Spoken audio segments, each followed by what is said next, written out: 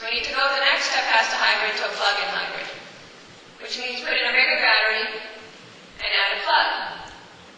Now 50% of cars on the road in the US are driven 25 miles a day or less. So if you have a plug-in hybrid with a 20-mile battery on it, what that means, you still have your liquid fuel tank for long distance driving, but beyond that battery you can do most of your local miles. And how many of you have a garage? You have an electric socket in your garage? You may have an extension cord at home or live not too far from a hardware store. Right? So you have the infrastructure that's necessary for a plug-in hybrid. Or even a pure electric if that's what you need. But with a plug-in hybrid, most of your driving is done on electricity. And if we translate what this means in terms of miles per gallon of gasoline, not miles per gallon, okay, but miles per gallon of gasoline. Take the energy pie that you use to move your car and make a small sliver of it oil-based fuel. And in a plug-in hybrid, we're getting 100 miles per gallon of gasoline. So it's not the same as 100 miles per gallon. We haven't suddenly invented this magic, super efficient technology. But most of our driving is being done on electricity, which is not oil. Now take that plug-in hybrid, add $100, make it a flex fuel vehicle. Now in your liquid fuel tank, what do you have? You have a mixture of gasoline and alcohol fuels. Well, alcohol depends on where you happen to be in the country. Let's say you have 80% alcohol, 20% gasoline. Now what are you doing? You're stretching each gallon of gasoline by a factor of 5, right?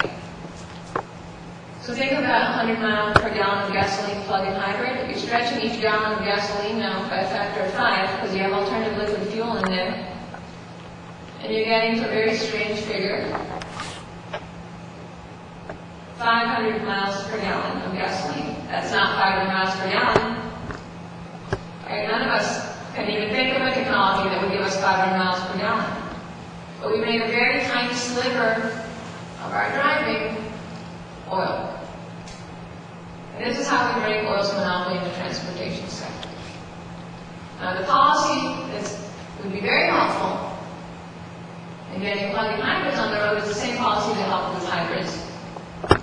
And that's the consumer tax credit. Now that was moved through the Finance Committee in the Senate, moved through Ways and Means Committee in the House, and you know this energy tax wars situation going on in Congress right now, so it, along with other tax credits, is being held up. But hopefully after the election, all these issues will clear up and we'll get, whoever happens to win, we'll get plug-in hybrid tax credits. But what you all should focus on in terms of policy is helping us get to an open fuel standard. Because plug-in hybrid tax credits are going to happen. The momentum is already there. But an open fuel standard needs a lot of focus and attention from Americans to understand that the monopoly of oil in the transportation sector is detrimental, not just to our national security, but also to our economic security. Because as you're well aware, at oil prices of above $100 a barrel, what we are seeing today is a transfer of wealth unprecedented in human history. Not just from our country, not just from other wealthy countries, but from a whole slew of countries all around the globe, including some of the world's poorest countries. You know, think how annoying gas prices are for us, but keep in mind that we have a $40,000 per capita income in this country.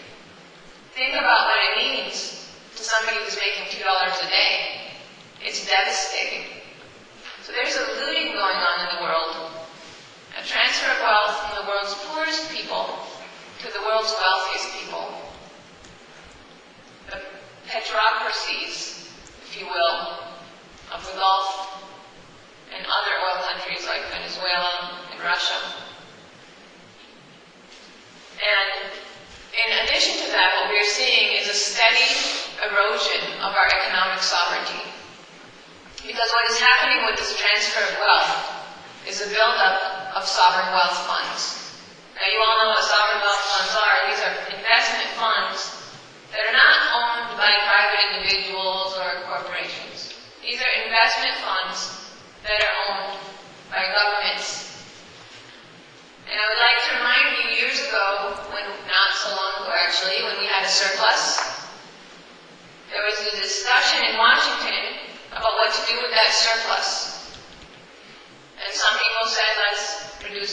taxes, others said let's pay off debt.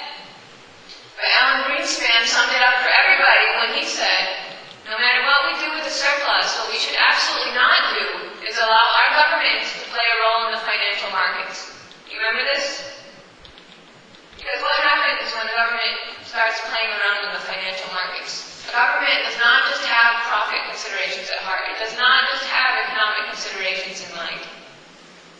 Governments have geopolitical considerations and other considerations. And now, we don't want our government to play a role in the financial markets, but we are letting the world's worst governments, most authoritarian, most corrupt, most human rights abusing, terrorist funding governments to play a role in the financial markets.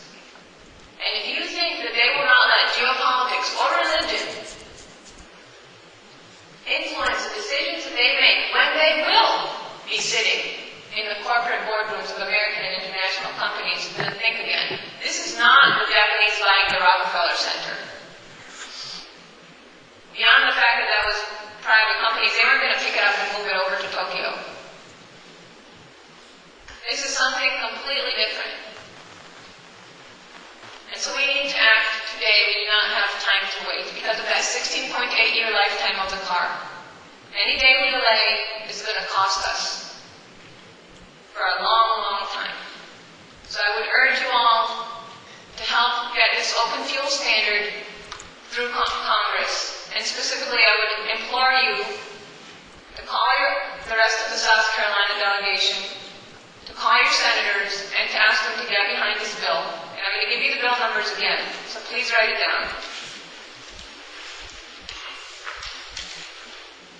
It's called the Open Fuel Standard. It's H.R. 6559 in the House and S3303 in the Senate. It's bipartisan all the way. In fact, in the Senate, it's tripartisan because Senator Lieberman is one of the co-sponsors. So please do your part. I'll give you our website also. You can sign up for updates and get more information on this issue. It's setamericafree.org. That's setamericafree.org.